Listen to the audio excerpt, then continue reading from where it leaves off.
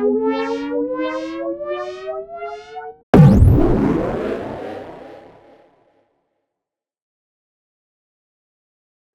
is my 9th year speaking at the Hackers Congress, and it's such an honor to be here. There's a lot of volunteers and people that contribute to making this event possible. So first and foremost, I would like to express my gratitude for all the people and the efforts they put in, for the organization, for the videos, and just everything that's going on. And for those that patiently waited until the last session ended, it wasn't my fault. Though, thank you for your patience, and it's unfortunate that took place, though hopefully the value you'll receive from this conversation will make up for your patience. So without further ado, I would like to begin today's presentation on a topic that's been very important for me, and that is holistic anarchy. The reason I have holistic anarchy here is because I often come across individuals who have a fragmented approach to freedom and liberty. Now, what does that mean? It is something that we're going to go over during this presentation so that we can add weight to the concept of holistic anarchy. And from there, perhaps take something of value today that we can implement. So while everything that we're learning here in terms of technology and the evolution of currency turning into something decentralized, proved to be something of great value for a lot of individuals across the world, I believe there's other pieces of the puzzle that are somehow missing in the formula that can equate to a life with a greater sense of liberty and freedom. And that is the purpose of my talk today. And I have many different areas to kind of go over as examples on how we can implement such concepts and paradigms within our daily life. So just a bit about my background. I got involved in cryptos in 2013. I've always been very curious about freedom and being able to take control of certain aspects of my life. And I worked with a lot of different projects as an advisor, as a journalist. And currently I am working on Bitopia University, which is knowledge is currency, which is what I'm working on at the moment to decentralize education.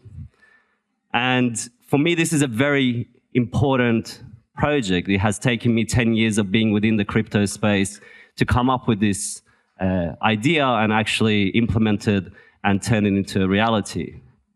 And the importance for me is that knowledge has been censored, privatized, and in so many different arenas, inaccessible for the general public. Now, I'm not talking about education in terms of what's available at the university. I'm talking about things that actually impact your life and give you control over certain aspects of your life, not compartmentalize you as the traditional educational system does, so that you don't really have a whole view on what's going on in life. Now, my journey has gone through a lot of different transformations. I started in the Netherlands, which is where I lived for many years. And I was curious how Wim Hof was able to submerge himself in a frozen lake or, in very cold temperatures, survive, swim, and do amazing stuff. Now, this is before it became a thing, which is all around the world. And when I was living in Utrecht, I trained myself and I was able to submerge myself in a frozen lake with a good friend of mine, actually, who joined me for about 7 minutes. And that for me was very transformative because, I don't come from a cold region, as I'm sure you can tell. And for me to be able to do this was an extraordinary superpower because I hated the cold to the point where winter was coming to the Netherlands, I was considering moving away. And I was arguing and being like, well, all animals move when seasons change. And I found all these really creative ideas as to why I shouldn't be there. So instead, I took that fear and I transformed it into a power. And when you do that, you don't just gain the skill to sit in a frozen lake. When you learn a new language, when you overcome a certain aspect of limitation within your own life, it has consequences across all areas of your life. And that's something important to note. When you harness an aspect of your life which is hidden or trapped in fear, it's not just that thing that you're unlocking. It has ramifications for all areas of your life. And that's something important to note. So when you're learning a language, you're not just learning a language. You're training your brain to expand. And that can mean things that you may not be even aware of until much later down the track. I also learned to push my body to be able to do things that I didn't think were possible, thanks to people like Mark Ripto and many other individuals who inspired me to do better. So without having any sort of a meat-based diet, so I chose to go and eat fruits and vegetables and things like that, I was able to deadlift twice my body weight. So at that time I weighed 65 kilos and I did 130 kilo deadlift, which I found really powerful because often you see people with their protein shakes and pre-workout and post-workout. I didn't do any of this. For me, I believed that the human body was capable of doing it without any sort of tools, and thus began my journey down that road. Then I wanted to learn how to do a backflip, and everyone was like, you're a bit too old to learn it. And I was like, we'll see. So then I wanted to implement it, and after a while I was like, yeah, I can do a backflip. That's cool. Random skills, I know, but all of these were my fears that I explored, and I put a light on it so that I can figure out how to overcome it. It's a scary task at the age of 30-something, trying to flip backwards in the air when you've never done that. When you're young, you've trained, it's very different. At that age, it's challenging, and I was able to do it, and I felt really happy. And it's not something that I can go and kind of implement in my work life, though overcoming that fear for sure had positive impact on other areas of my life. Then I wanted to learn the rings and how to do muscle ups and just play around with that and see how that felt like. And I was able to do that as well. And just for fun, I kept going and seeing what else my body is capable of doing. It's always very interesting, because we come to these events and we externalize things and we say, there's the solution, there's the bad person, there's the person we need to overcome. Oh, it's Russia, no, it's China, it's America. But at the end of the day, maybe perhaps if we started with our own limitations and our own fears, that might be a better place. At least for me, it turned out to be, thanks, mate. At least for me, it turned out to be a very good solution. And perhaps watching this, you can think to yourself, what areas of my life am I hiding from myself? Am I looking for solutions that rather I should be focusing on myself? Maybe. This isn't a formula for anyone's life. This is what's worked for me. And then recently, I wanted to continue that. And I wanted to figure out, okay, how else can I push my body? I learned from the Olympic lifters on how to do, for example, a clean. Again, plant-based diet, no protein shakes. Most of my diet is fruit. Every now and then I eat other stuff too, obviously. And I was able to do it. Again, these are things that people spend a lot of time and resources training and putting supplements in their body to be able to attain and achieve. And there you go, without any sort of, what would I call it? No messing about, no nonsense. Just raw human body being pushed to be able to do things that maybe I thought would not be possible. So that for me was very interesting.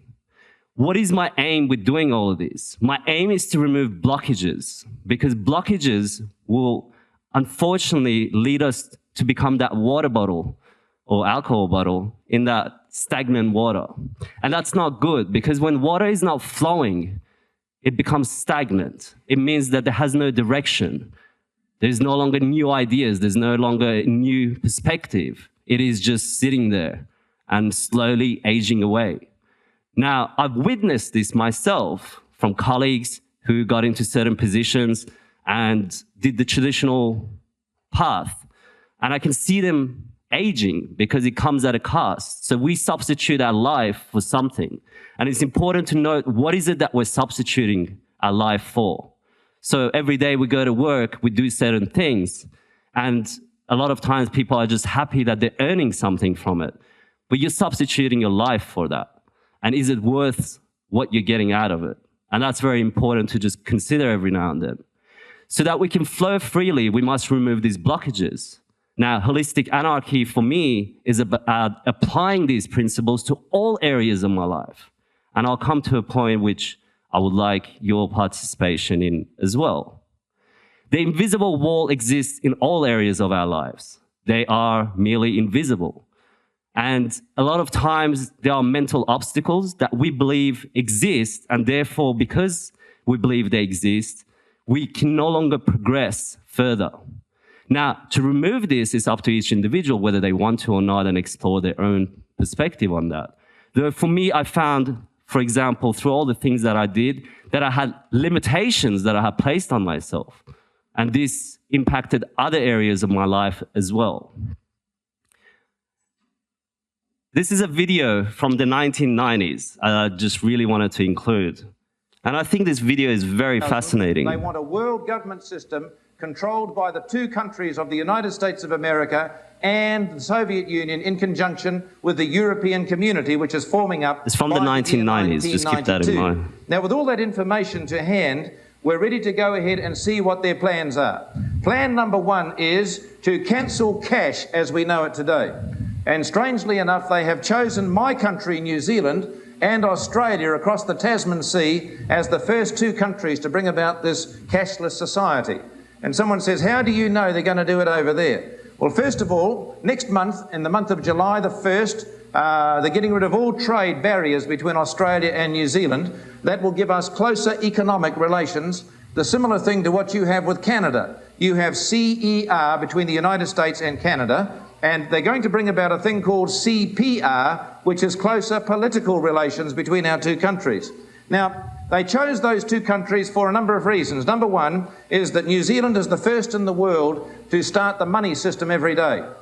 As I speak to you tonight, on the 10th, is it the 10th of June, 1990, in New Zealand, it is the 11th of June. They're a day ahead of us, you see. So everything that happens in the world starts in New Zealand, strangely enough. We get the sun every morning on Mount Hikarangi on the North Island of our country, and then the computers begin to roll, and they roll all around the world, so economically we are very important. There is only one country which beats us with the sun, and that is the island nation of Tonga, but they are not noted as being a world power in the field of economics. You'll agree with that. Now, and so we move on. We understand the first reason is that we start the computers every day. Number two, we are very slack people. By that I mean psychologically we're very laid back. If any Americans go down there, she got a shock, I think, with the laid back, easygoing attitude we have to life down there. No one worries about a thing. The key motto in New Zealand is this, listen to it, she'll be right. Okay? Which means everything's okay. The only difference between us and Australia is one word. They say, she'll be right, mate. It's the same thing. And we spend half our life in Australia and half in New Zealand, and so they're very, very similar in culture. You can hardly tell the difference. We can tell the difference in accent, but that's about all. And so then those two countries have been chosen. Number three reason is they are island nations. You can't get through the borders very easily to another country without going through the customs and immigration. You can't sneak across the border. You see, we've got sea all around us. Number four reason is we are very small populations. 3.5 million in New Zealand, 17 million in Australia, very easy to manipulate and very easy to play the fool with. If you read my book, Second Warning, and we have some books out on the stall tonight out there, we've got Warning, written in 1980, and in that book I predicted that that George Bush would become the next president. That's written in 1980 in my book, Warning. And I've actually said that straight out, he will be the next president, and there were reasons I said that. Over here in 1984 I wrote Second Warning, and in there I've got a statement by a man called Professor Charles Birch of a group called the Club of Rome, and he said Australia would make an admirable test case.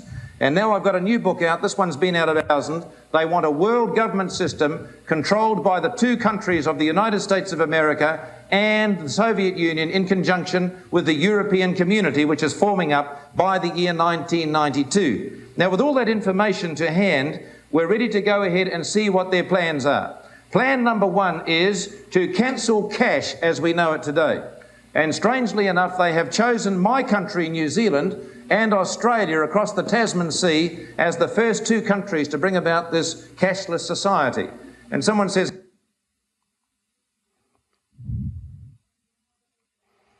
So that video is from 1990. Isn't that mind-blowing? That's a very long time ago this person was predicting that cashless society would be a thing. So I love putting this quote here because it's very relevant to many organizations, many events, many different initiatives that occur. It happened to cryptos, it happened to hip-hop, it happened to music, house music. It's happened to so many different industries, which is that people forget the values that got them here in the first place. And when that happens, things change dramatically. So in Australia, people lost their values, what made that country be what it used to be. The ignorance led them down a path that was not very friendly. And then we've seen this happen with cryptos as well, where individuals participated in the early days would know that now it becomes very commercial and it's lost a lot of its original values. So for example, when I got into cryptos in 2013-14, it was about a very different thing to what it is today. It was beautiful. Everyone shared similar values about what was required and how it should be implemented. And obviously that's just part of life, things change. Though it's always good to remember the values that made something become powerful.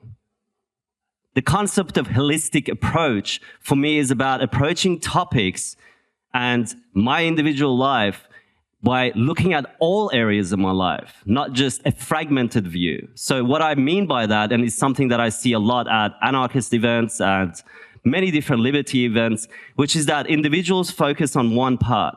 They seem to understand, okay, the banking industry is evil and we need to fix currency, but somehow they miss that other part of life, which is, hold on, if this is, corrupted, doesn't that mean we should also take into account education, pharmaceutical, government, other areas? But what I found super interesting is that people figured out the banking part, but then they're like, no, the pharmaceuticals are all good, even though they're a massive industry, even though they paid one of the biggest fines in the world. How does that make sense? How did we figure out one piece of the puzzle, though the other piece did not fall into place? And I found that super interesting. I would go to anarchist events and people pulling out their iPhones and MacBook and using Windows. And I'm like, what's going on here? So you understand that anarchy applies to, for example, taxation is theft, though you didn't figure out the other parts. Why is that? Why do people, myself included at times, have a fragmented view on topics? That's a very interesting question for me. So for me, holistic approach when it comes to myself is about encompassing all areas that impact me. Not just one that impacts the financial aspect of my life, but I want to know my livelihood, my emotional state, my mental capacity, capabilities, my ability to be able to run, climb, jump. All these are important for me. Not just decentralization of money, but all of them. If I'm a true anarchist, I should target all areas of my life. That's at least my theory. Now, this is a video about a guy in Australia who wanted to do a challenge to eat beans and only beans for 40 days. I know it's a bit gross, but this is what he did. And I found the video quite interesting, though there was a part of it that I feel he left a very big clue. And maybe he didn't even realize it at the time, though for me that was very, very important, this clue. I want to be uncomfortable. I'm filling it. This is tin 191. The last time, I might even just walk a little. Last tin of the project. But how about that? 191 tins, 40 days, and the whole world of food awaits. I can tell you one thing for certain. You don't have boundless energy when full of beans. That old saying's a myth. I had the thought that the grocery store represents the full spectrum of human emotions, and that by reducing what I buy from the store, I reduced my ability to feel those emotions. But Steinbeck was right. If you have 400 pounds of beans in the house, you have no fear of starvation. And maybe over time, beans would have given me my old self back. But for now, having consumed 81 kilograms of legumes, I was done. And with my amazing bean skin and bean hair and 4 bean teeth, I ran slowly but surely towards the finish line. So that for me was very interesting. So he had consumed beans for 40 days, and he came out and said that other foods enable certain emotions and responses within him. So he felt very monotoned because of his diet. So he came to understand that perhaps eating different ingredients activate different emotions within him.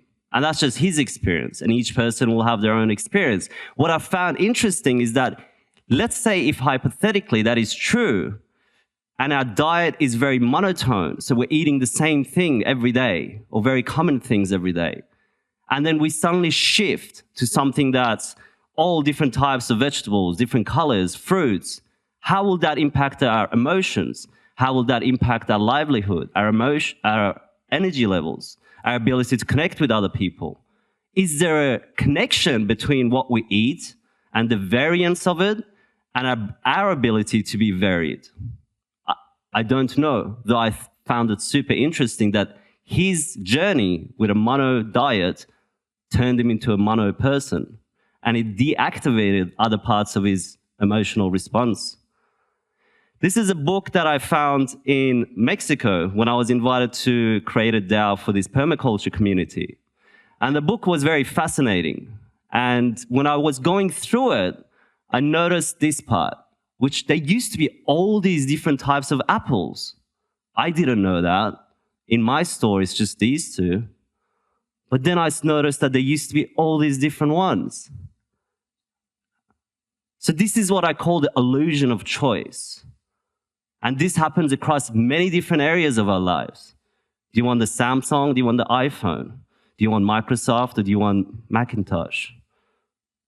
And we can expand this to so many different areas of our life, right? Do you want black tea, or do you want green tea? Pilsner or lager? You know, these exist in so many different areas of our lives. And it gives you the sensation that you're making a choice. Though choice is an illusion. This is from Matrix. I love this quote. Choice is an illusion, created those with power for those without. And I found that super interesting because I'm like, I thought I've been making decisions. I really thought I was choosing these things in my life.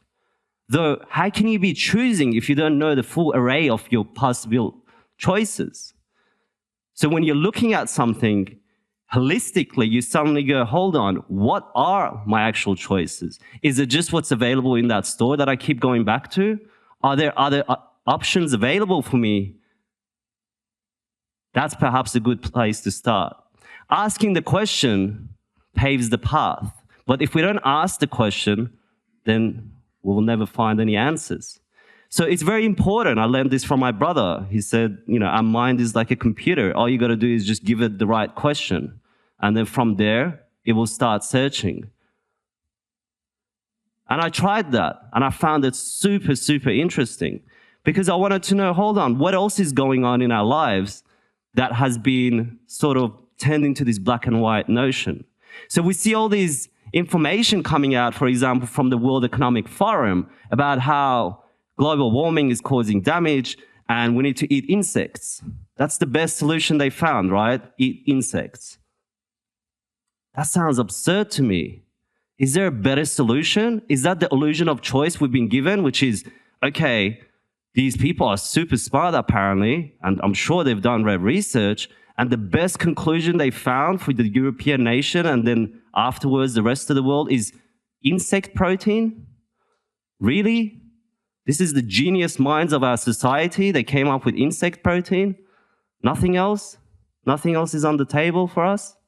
So I found that super interesting because I had other information in my mind that conflicted with their notion of a more green future.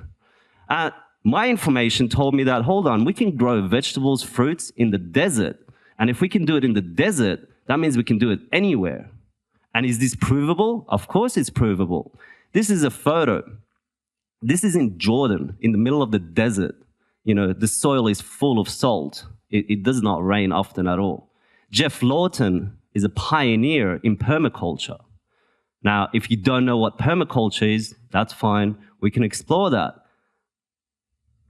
Almost dead flat, completely salted landscape, 400 metres below sea level, the lowest place on earth, 2 kilometres from the Dead Sea, right, to about 2 kilometres where Jesus was christened. Hardly got any rainfall. We've got temperatures in August that go over 50 degrees. Everybody's farming under plastic strips. Everybody's spray. Everybody's putting synthetic fertiliser on, overgrows with goats, just like maggots eating the flesh off the bone, down to the bones of the country. Literally like maggots, giant maggots eating it to nothing. So we designed up a system that would harvest every single bit of rainwater that fell on it. On 10 acres, there's 1.5 kilometres of swale water harvesting ditch on contour, and when they're full, 1 million litres of water soak into the landscape, and they'll fill quite a few times over a winter. And then we heavily mulched those swales with organic matter, which was trash from organic fields nearby. We put that almost 1/2 metre deep, so we saved that and mulched our swales, which are about 2 metres wide and 1/2 metre deep on the trench. Then we put micro irrigation underneath the mulch.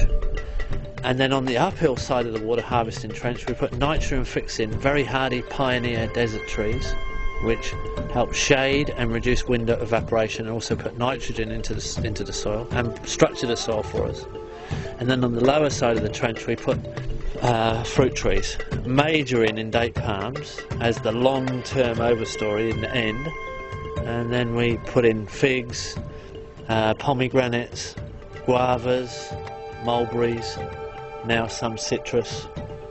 Within 4 months we had figs 1 metre high with figs on, which is impossible.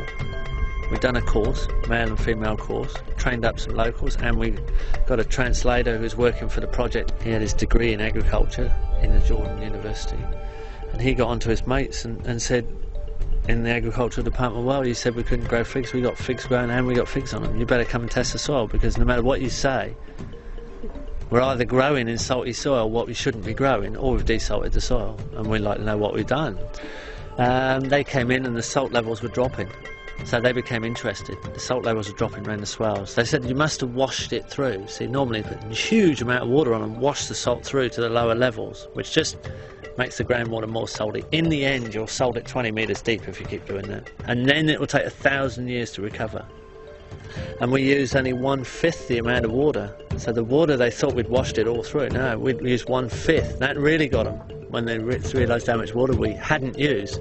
With the same amount of water normally used on that much area, we could have done 50 acres. Originally, people laughed at us because we didn't put straight lines in. We went on contour with these swales. They thought, why don't you put it straight? You've got a bulldozer, you can flatten the desert, you can straighten it. So we want to go on contour because we've got a longer edge and we harvest the water passively.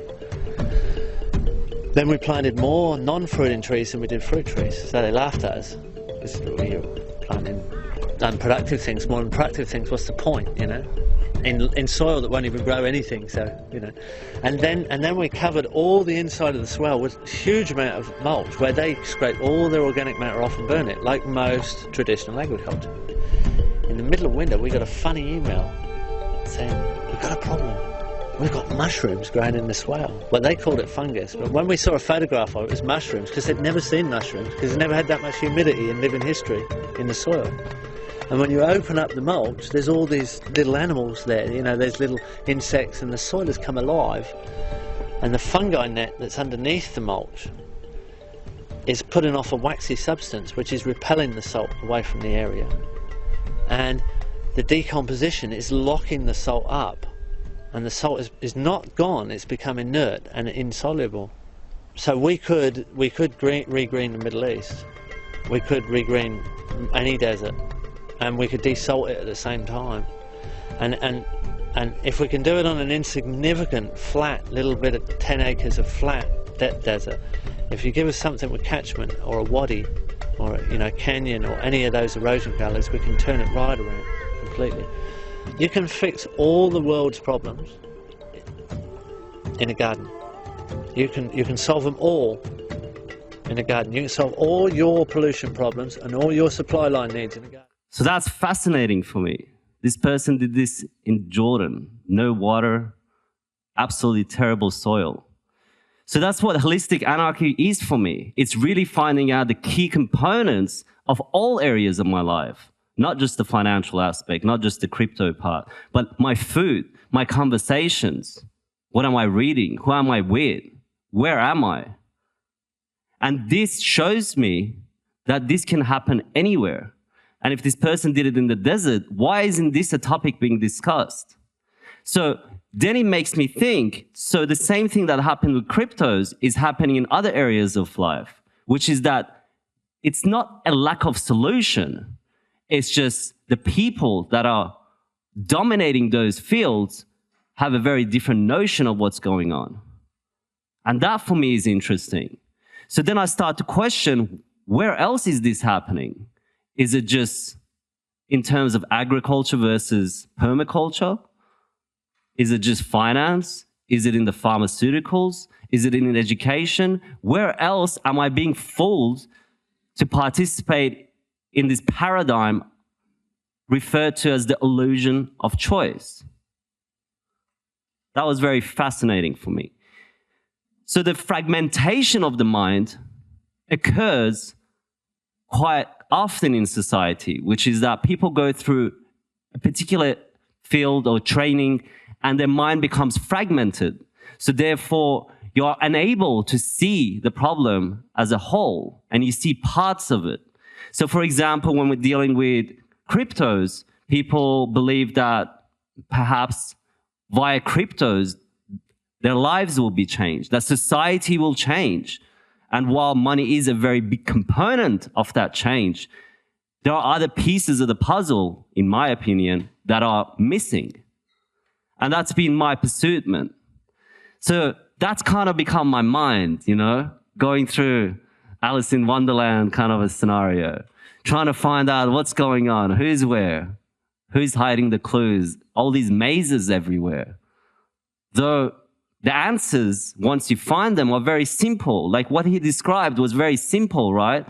Compare that to the concept of agriculture, plastics, spraying, building all this stuff, putting the soil through this to get rid of the soil, like it's amount of water they use. It's absolutely crazy. His solution was what? Dig a trench, put some trees in the right order, let nature do its thing. Very low budget.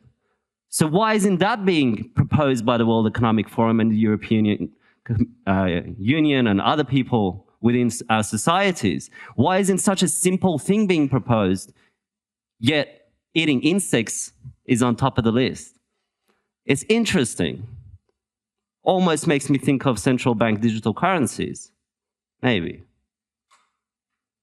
So just as a side story, last night I was trying to mess with the TV, and I just wanted to turn down the brightness. It was late at night. So I grabbed the TV remote, I go into the menu, and I'm like, okay. And it's just like movie mode, standard mode, and I'm like, all right, well, can I just turn down the brightness? Then it's like expert mode. And I'm like, really? Turning down the brightness and contrast is expert mode? That's crazy. Where is society going? Where turning down the brightness and contrast has become expert mode. That's scary. Do you want to enter the expert mode? I'm like, damn. But that's what's happening. It's almost like that movie. I don't know if you've seen it, Idiocracy. Very fascinating movie to watch, even more relevant today, you know? The normalization of not being able to look at things and think for themselves.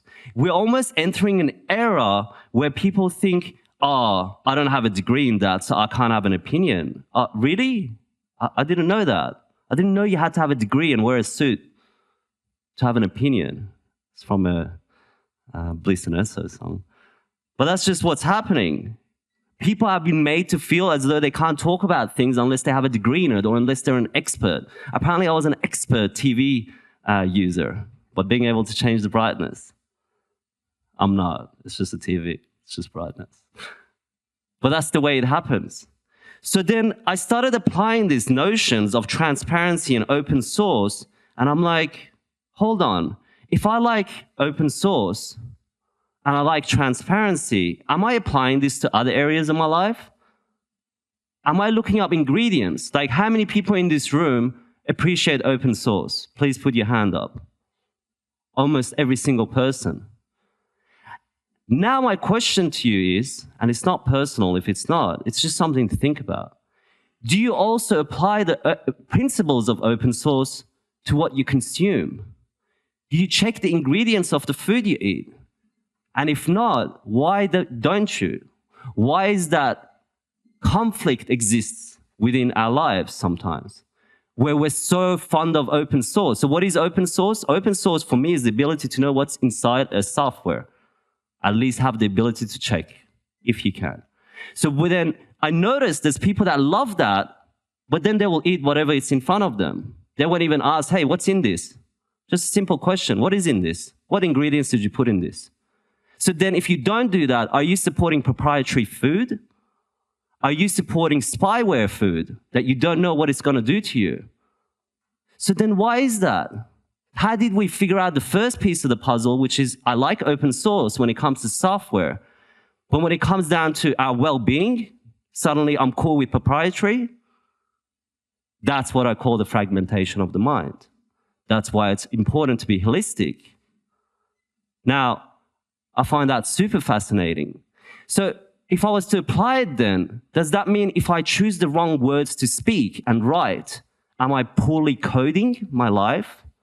Now, if you're a poor coder, or if you have an application that is poorly written, what happens? You have bugs. It can have glitches. You have issues. It crashes. It might not even function properly. You might even do all this stuff on it, and suddenly, boom, it disappears because there was a bug in it. So why aren't we doing that with our words? What happens if we choose the wrong words? And we code our life in the wrong way. And then we have bugs. We have issues, right? What happens with our food? So we know we as a biological species, we can be hijacked, right? There's parasites that take over an ant and mechanically take over it and make it climb a tree and where they want it to be, the parasite, and then it sprouts and, distributes its pores and then captures other ants again. I'm sure you've seen videos on this. So if biologically we can be hacked and we're not paying attention to proprietary food and proprietary conversations, and we are inviting spywares into our lives through food, through our diet, through our conversations, through our interactions, is that something we should consider looking into? I believe so. Because if you apply it in one area and you're not applying it in other areas, the question is why? Why is transparency only important when it comes to code? Now, the other part I want to talk about is the concept I learned from some random person I met in Vietnam. He was a very intelligent businessman. And he goes, let me teach you something randomly. He goes, do you understand the concept of ancestry? I'm like, yeah, it's weird, He goes, okay, cool. Yeah, of course, it's weird. And for those that don't know, it's like when you have a relation with a family member.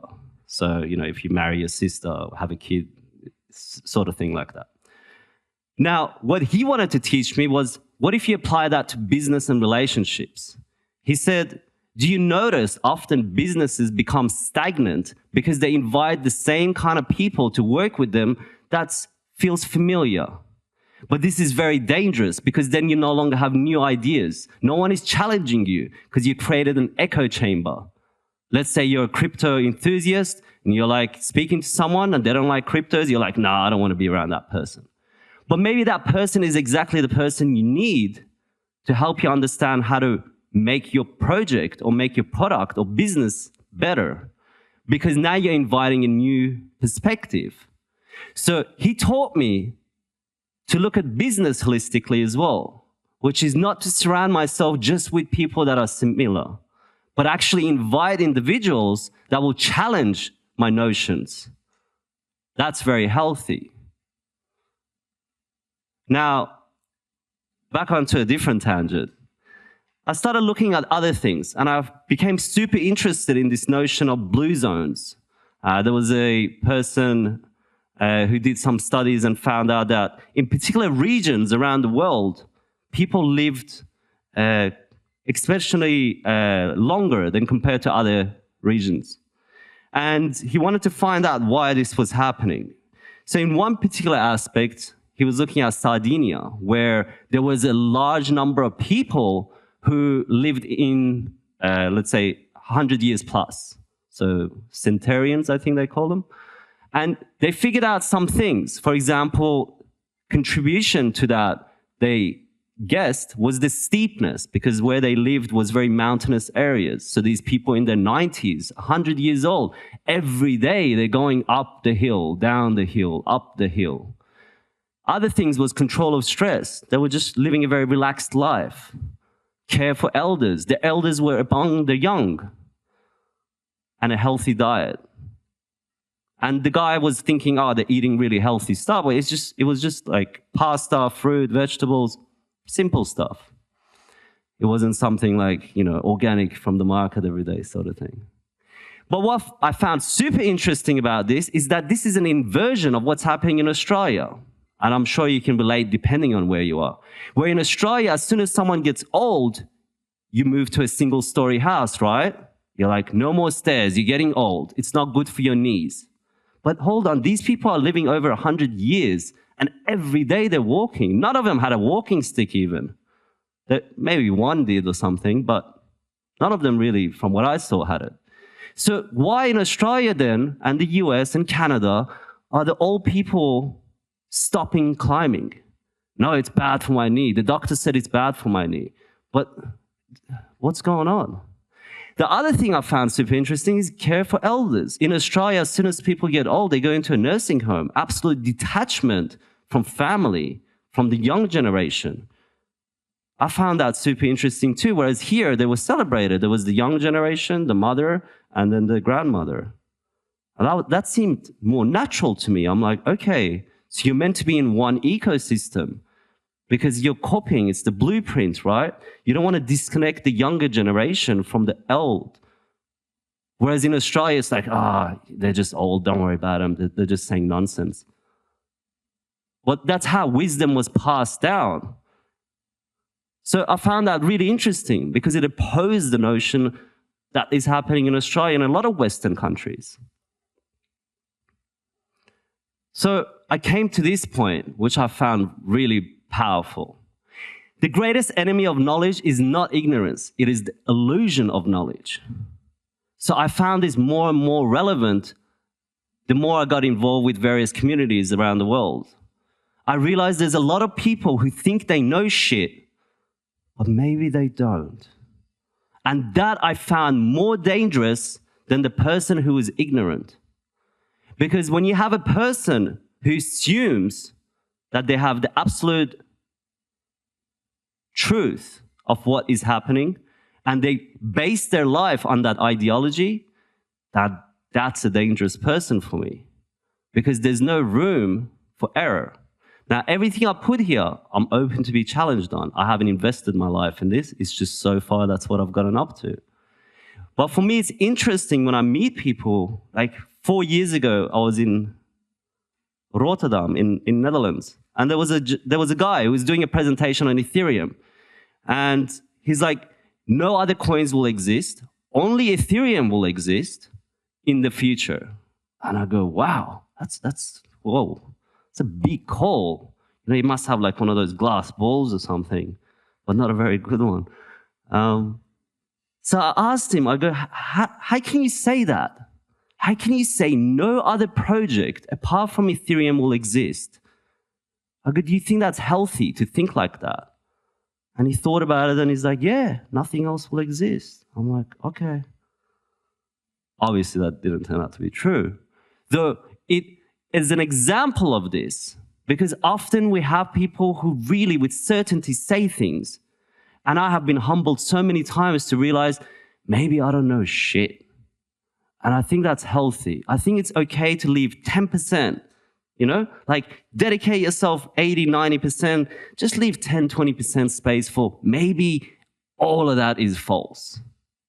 I think that's healthy because otherwise it will surprise you.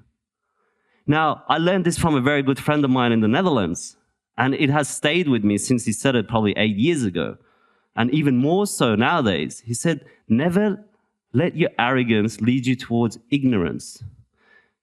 Don't become so sure of your thoughts and your opinions that you suddenly close your mind to new ideas and perhaps the possibility of being wrong. And I really enjoyed having that in the back of my mind all these years, because it proves to be true. How many times I've thought I've known something, and then I was like, no, I was wrong. And that's nice, because then you learn something new. Now, in the Buddhist culture, in Tibetan Buddhist culture, I believe so, there was a documentary, and they were out in the mountains, and as a part of their practice, one person would sit and they would give their opinion. The other person would stand in front of them and they would debate that state of mind or that ideology. And that teaches them to not hold on to an idea, to not identify with it to the point where you will crumble if that turns out to be false, which is let it be fluid, right? I'm not going to quote Bruce Lee, but be like water, sort of. And that for me was very interesting, because it teaches you that to keep an open mind. Now, that can be hijacked too. I don't mean keeping an open mind to the point where you'll just fall for whatever thoughts come up. You know, you have to have a sense of understanding of yourself, your moral values, your principles, and what adheres to that. And based on that, you can kind of feel what's happening. You don't necessarily need to participate in it. I mean, we can see right now, 4 years later, and still weird things are going on.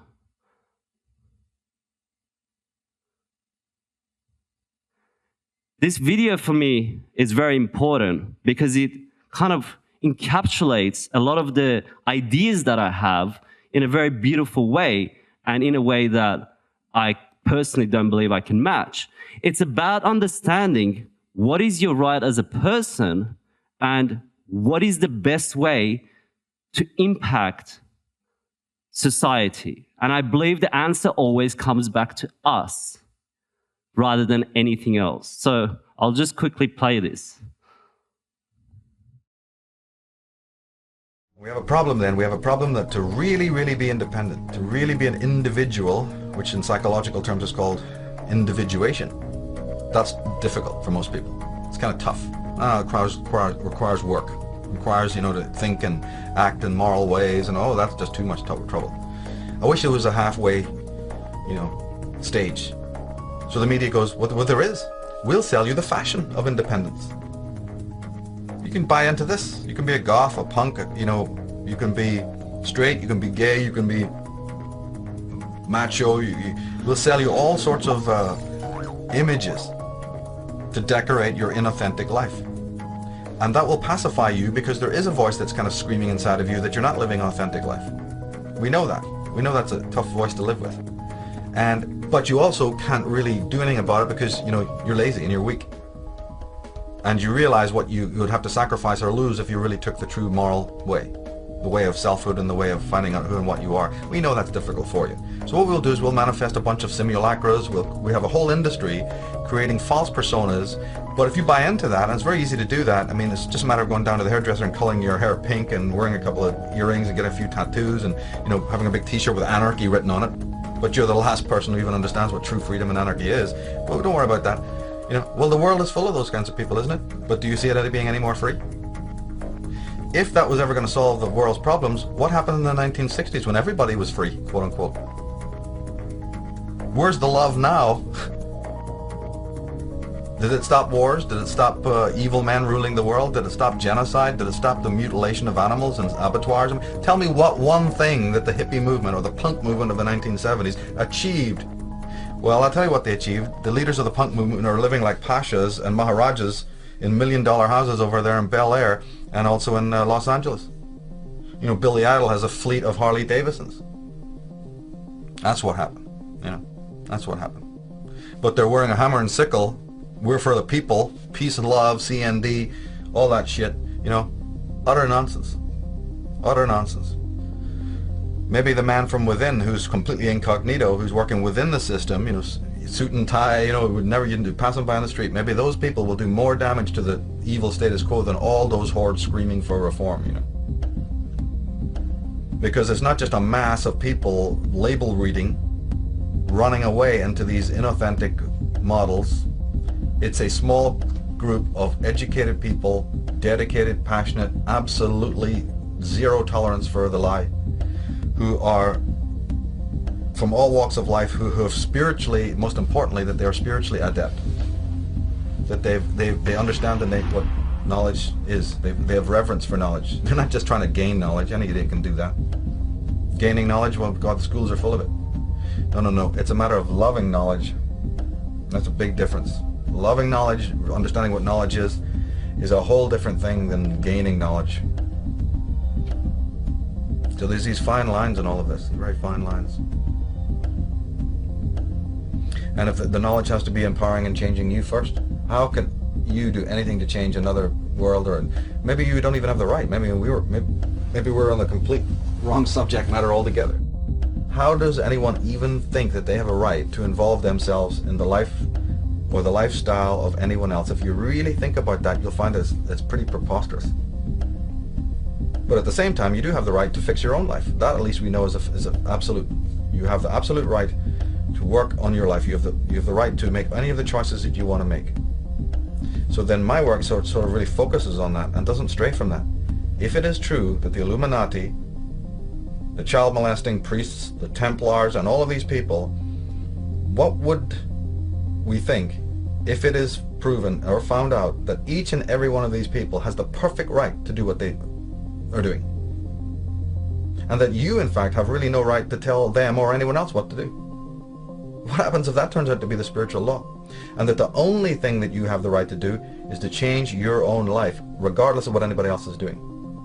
Well, then we have a problem, because the whole world is running around doing exactly the opposite. Everyone's running around fixing all of these other people and waving placards and getting reforms and getting to change this and do that, or we'll lock you up. And society will go through these cycles in which you have a little bit of good, a little bit of bad, a little bit of dark, a little bit of light.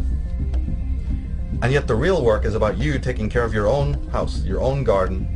And if everybody did that, unseen forces would come to aid. Man would, like Vernon Howard said, we can accept that God can become man to save man, but we can't accept that man can become God to save himself. It's one of the most powerful statements I've ever heard. And so what is that dependency in human beings that makes them refute that? We know that everyone listening to the sound of my voice is going to refute that. No, it's Jesus who's meant to do it. Muhammad, Allah, what are you talking? Oh, that's all that humanist stuff. Man being his own God. Oh, satanic evil. So we already know that, that's not a common held theory. But wait a minute. What then is the motive that makes people refute that statement? Before we get into what they're into, you're a Christian. Why would you feel motivated to not accept that man is his own savior? I'm very interested in that. I'm very interested in as to why you, not the cult, not the clan, not your guru, why you would,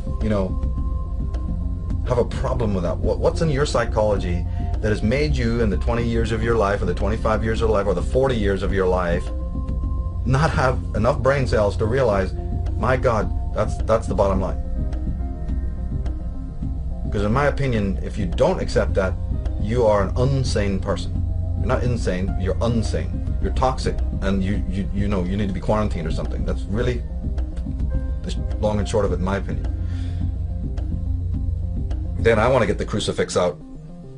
As soon as I hear that somebody is, thinking that another authority, another person, has the rights over their mental and emotional and attitudinal and psychic life, I'm worried about that person, because I know that person has got some very serious psychological and existential problems right off the bat. Right off the bat. So that talk for me is very powerful because it turns the table around, and suddenly you're confronted by your own image rather than, oh, let's focus on Russia, let's focus on the US, let's focus on China, let's focus on Australia. If only Putin was eradicated, life would be better. No. If only Trump was removed, then it would be great. No. Maybe if China was no longer communist, then my life would be free. That's what's happening on a large scale. And for me, the most powerful part is, what am I doing with my life? What am I doing for myself to free myself, to make myself happier, stronger, more resilient? Bitcoin is anti-fragile, meaning that the more you try and break it, the stronger it gets. Are we anti-fragile? to some level, depending on who. I believe so. Because the more we experience in life, the stronger we become. The better choices we make, the more mistakes we make. That's just part of it. So all of these encompass my life journey in many different ways. And it's been challenging. None of this is easy. It's definitely not easy. It's much easier to just not pay attention to these things, right? And just be waiting for life to do its thing to magically create liberty for us. Though, for me, that's not really the answer. And it's been very challenging to confront all these areas of my life. This isn't easy, though it's dangerous to be ignorant now. I mean, it's becoming very clear. Maybe in the past, it was okay to coexist with society. My experience is that as of 2-3 years ago, it's become dangerous to be ignorant because society has created this split in the path, which is, for me anyway, either you want to know and you want to implement and you want to grow, otherwise you are taken and what I call harvested. And that's not really a good position to be in.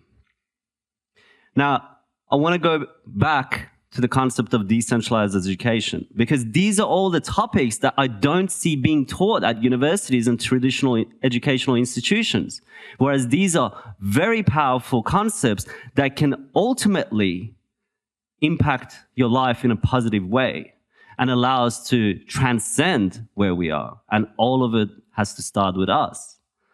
Now, if we perhaps give people the choices, so remember at the start I said people believe they are making a decision or they have chosen a particular thing, though it's an illusion of choice. So unless we know what choices are available, we won't be able to know which direction and what paths are available to us. Now, centralized education, for me, has created fragmented individuals. It's very hard to speak to people sometimes because they just want to focus on the area that they know. Of course, it's a safe space. It's what they have trained. Though if we perhaps learn other things, we can have different opinions on very different topics. And it doesn't have to be always right, but just having an opinion is important when it comes to things that impacts humanity. For example, in the last 2-3 years, a lot of people felt ashamed or they felt guilty to express their truths. And that's not cool. In Australia, sometimes I had to hide in a store just to speak to someone about a topic. That's not really okay. People got cancelled on so many different platforms for saying things, regardless of their background. That's not okay. If you don't like something, the only choice you have is to walk away.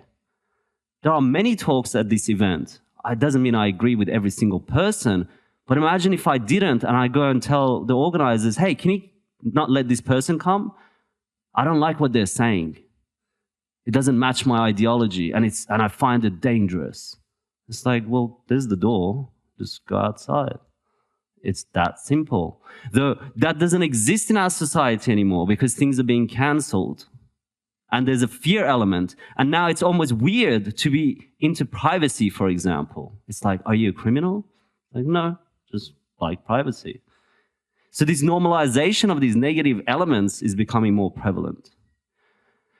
So the concept of utopia in a different way is to build it bottom up, to do to education what Bitcoin did to finance. It's a big task. It's not a small task. The education industry has been around for a very long time. It's not a small industry to challenge, though we have been quite successful. And last year, personally, I partnered up with a university out of Switzerland, and we did a course on DAOs, where we created a DAO, the students participated in it, voted on it, and we incentivized the learning process, which is part of Bitopia. For example, those that participated in the conversations, in the dialogue, and showed that they were learning, they were financially incentivized. So, I sent them Bitcoin when they gave the right answer or they helped another student. Now, that was fascinating for me. Suddenly you have an incentivized model for student participation. I know I would have paid a lot more attention in university if I was being paid for it. Now, you can do other things too, which is why don't the tuition that come through, so the course tuition itself, go into a treasury, then the top students become stakeholders of that treasury as well, along with the mentor and the oracles. Why not create a pathway where students that learn a particular course can go and create businesses rather than go become a junior for some company? Why not incentivize entrepreneurship, which is a great step towards liberty? So these were all the things that we're kind of considering. So we won a grant from the Swarm Foundation, and we're building a decentralized model using their storage protocol. That was fascinating. And we're implementing a lot of other things that are quite exciting. As I said, it's a big project. It takes time. This quote for me is something that always rings in my head, sort of like the church bell. Ding. And the reason it does is because it's a very important question that a very good friend of mine instilled in my mind. And that was, and then what? And I'll explain what that means. So you see people that are like, okay, I'm going to go to the Hackers Congress. Okay, and then what? What are you going to do with it? I'm going to move to Europe. Okay, and then what? His question always came at the right time, which is people need to really think about what's the next step? What are you doing with that? So you came to the Hackers Congress. Well done. You got access to all this knowledge. Amazing. I'm grateful. And then what? What are you going to do with it? And if people ask that question more often, perhaps they would be able to see their lives in a way which is more holistic, which is, okay, if I have a girlfriend and then I'll be happy. Okay, you have your girlfriend, you'll be happy, and then what? What are you going to do with it? And then I'm going to move to LA and we're going to travel the world. Cool. And then what? And if you really put depth into that thought, you can kind of go, okay, maybe that's not as exciting as I thought, you know? Maybe that doesn't lead down the path that I thought it would. And maybe I was just so focused on that first part and gaining happiness through that first part that I didn't really look at the whole thing. And that really helped me because I really sat down. I'm like, okay, create Bitopia. And then what? And then education is decentralized. Cool. And then what? You know? Where am I going with this? What is my intention? At what point do I reach a conclusion in that? And then what? So if there's anything I want to leave with you today, apart from all the little rabbit holes we kind of like went through, it's just this simple quote. And if you can apply that to other areas of your life, fantastic. And just ask that question, and then what? So this is my 9th year of speaking here, and I've watched a lot of changes take place. Different crowds come, similar people come, and it's been very interesting for me. And things transform. They're not always, or hopefully they're not always stagnant. And it's been a pleasure to watch the changes, and sometimes not. And that's just part of life. And it's sad. It's just how it is. And I wonder where else our journey will take us. Where will we be next year? And how will this all progress? Where will I be? What new challenges will I undertake? Or yourselves?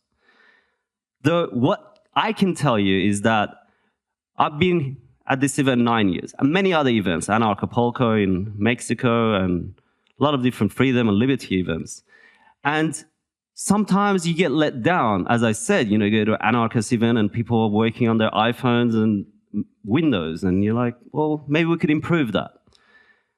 But what I can say is that ultimately the most powerful thing I have done is focus on myself and to take all that knowledge and energy and just really be with myself. I don't care about Russia. I don't care about the US. I don't care about China. I care about how much work I need to do on myself. And it's a lot of work. It's a crazy world. It creates a lot of work for you. And I've done parts of it, and it's taken a lot of energy, and I hope to continue. And that's the only solution I have found that is worthy of my energy. Whereas everything else seems to be a distraction. Out of all these years, the greatest thing I want right now, and it sounds simple, is a piece of land, grow some trees, at my own place, and that's it. And then what? That's it. There is no and then what. And that's, I think, the complexity of life to make you feel like you need all these things. You need to be involved in the politics and conversations and this fight and that fight and help this person and help that person. Excuse me. And perhaps if we focus that on ourselves, we would have a better result. Maybe it's worked somewhat for myself. It's challenging. Anyway, thanks for listening to my story. It's been a pleasure sharing yet another one with you. And thank you for your time. Cheers.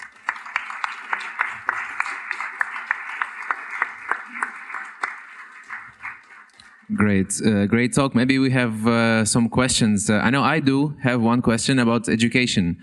Recently I learned that Neuralink got approval to start implanting chips in humans with a spinal cord injury, and eventually it will lead to people being able to interact with basically computers with their mind. So if you have a classroom full of kids and one of them or a few of them have this microchip in their head, what do we teach them? How do we go forward when they have all the knowledge in their brain, basically? Yeah. What to teach them? Yeah.